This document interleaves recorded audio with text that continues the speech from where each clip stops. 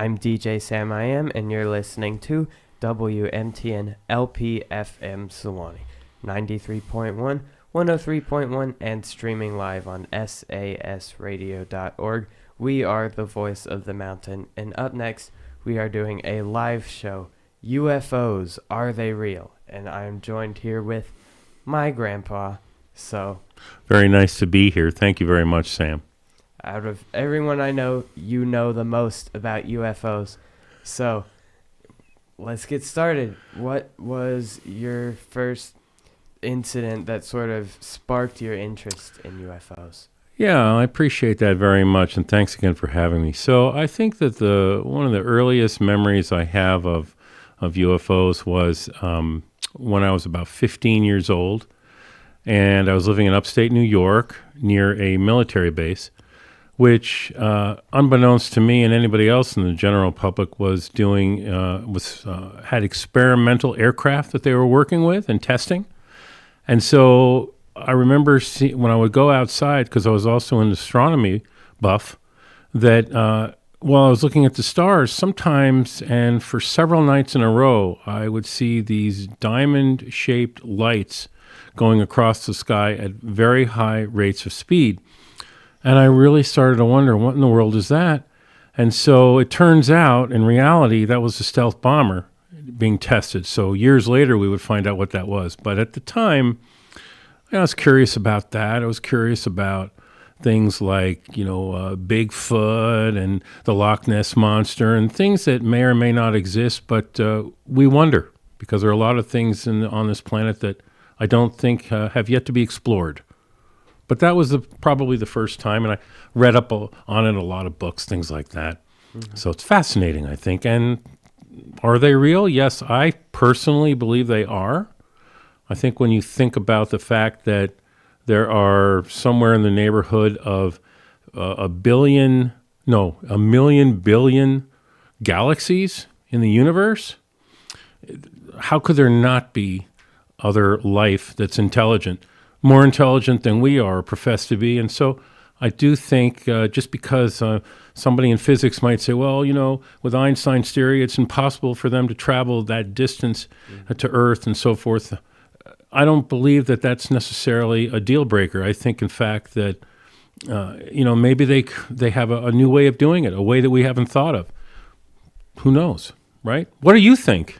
I think it's very much possible with, like you said, all of the different galaxies out there with their own solar systems and so many planets out there, and they might not have been intentionally heading to Earth, but I still feel like there's a possibility that they've, passed by or just stopped to see what's going on. Yeah, I think that's right. The government has been studying these things for a long time. It was Project Blue Book back in the 1960s, and I'm a product of the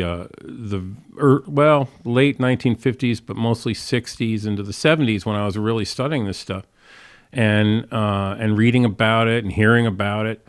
And I think there's a newfound interest in it in the greater public. I think also you hear that presidents here actually know about whether they exist or not. We're always told that they know more than we know, the presidents and the government, and they're keeping it from us because it would cause potentially mass hysteria, or a breakdown of the society. And obviously, no one wants that. But at the same time, a lot of people think that these aliens might make themselves known. Probably more in your lifetime than mine. But, yeah. Have you been reading anything about the government studies lately? The what do they call that? The Tic Tac? You know what that is? I haven't. Is there any books that you've read recently or anything that you would recommend? So there are a couple. So there was one that dates back to the 1960s. It's called Incident at Exeter. It's the Benny and Barney Hill story, where this couple in New Hampshire was driving after, a night, they were just out having dinner and they were driving home. It was about 7 or 8 at night in the winter, so it was definitely dark out. It was clear, so they could see the stars, the planets, and anything else that was out there, but there was no moon, so it was not obstructed their view from, with anything too bright. And suddenly this bright light came out of nowhere, and they lost literally 4 hours of time. So they woke up 4 hours later, in their car, and they were feeling some discomfort. And then as time went on, they started to have nightmares about what happened. And so they were able to get a hold of some scientists who studied them, put them under hypnosis. And even under hypnosis, Benny and Barney Hill were able to sketch out what they saw. Separate rooms, they sketched out similar pictures of or depictions of these aliens, or what they thought were aliens, and the craft, and even themselves, in that incident. So that was really interesting. And then another book, and it's a great book. And then there's another book called UFOs, and I'm reading that one now. It's simply called UFOs. And that's sort of a more scientific approach. So it talks about, various individuals' experiences, but it focuses more on the scientific end of it. So what does the military know? Are they going to do any kind of reverse engineering? Have they captured any of these aliens? Have they captured a ship? Have they tried to rebuild it? And that's the re-engineering of these ships. A lot of people think they have. And I think it's kind of ignorant for us to think that they definitely haven't, I think we have to keep an open mind, don't you? Yeah, I try and keep an open mind about any stuff like this. Yeah. You never know what's going on. Yeah, absolutely right. Would you tend to be more afraid or more excited if tomorrow suddenly, an alien showed up at the Super Bowl and said, "Here, I'm an alien," and he showed some proof, or she, or whatever it is? Would you be more excited about it, or afraid, or both? How would you feel? I don't know, honestly, because it's like we don't know if they would have the same compassion, I guess, that humans have, because, it takes place in a certain part of our brain, and we don't know if they've evolved the same way to have the same sort of like compassion or sympathy. So, don't know if they would come here with good intentions or not, but, it's just hard to know because each alien would be different. But if there were like one that showed up and like we knew this thing can't do anything to hurt us, that would be very interesting, at least in so many scientific fields. Of course, the day the Earth stood still, early 1950s, that was at the height of the beginning of the UFO craze and people interested in that sort of thing. And there's so many movies since then. But in that instance, that alien came to Earth to try to help Earthlings, but, in the movie again, right? But what happened was, I don't know if you're familiar. Are you familiar with that movie? No, I'm not. Okay, so in that movie, he comes down and he tries to present something that's going to cure all diseases and famine and things like that. Great things. But unfortunately, one of the military gets scared and he shoots him and he wounds him. He doesn't kill him, but he wounds him. And after that, it's kind of like, okay, they're not ready Earthlings aren't ready yet. So I think that's another question. Aliens might look and say, if they exist, they may look out to the universe and to Earth and say, I don't know if they're ready to deal with us yet.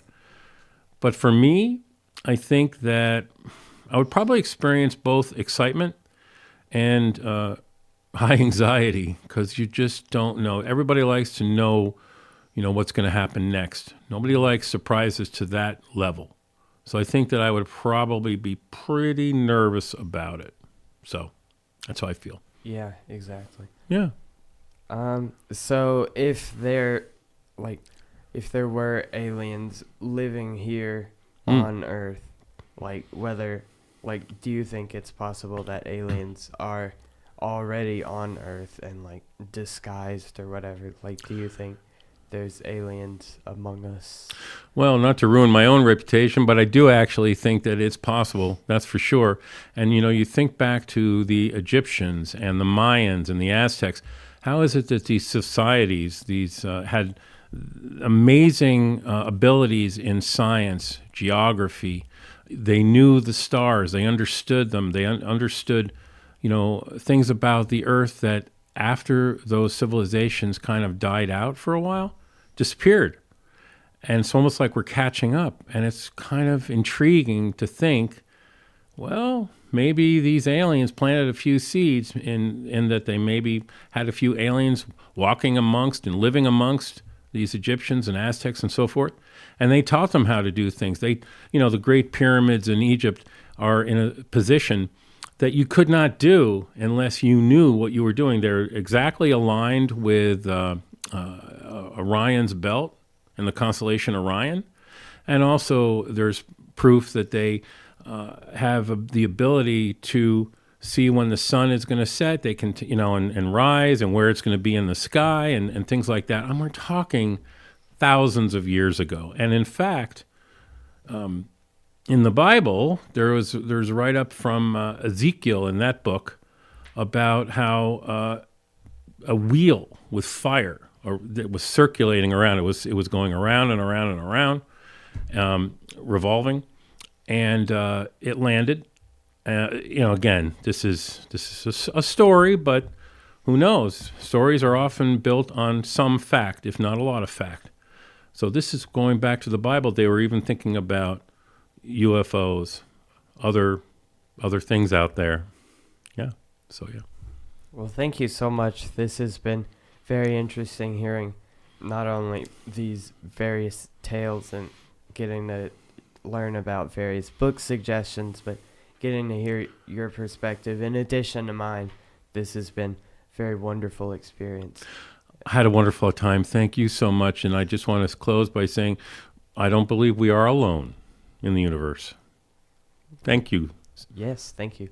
And we will be back shortly with more music right here on WNTN.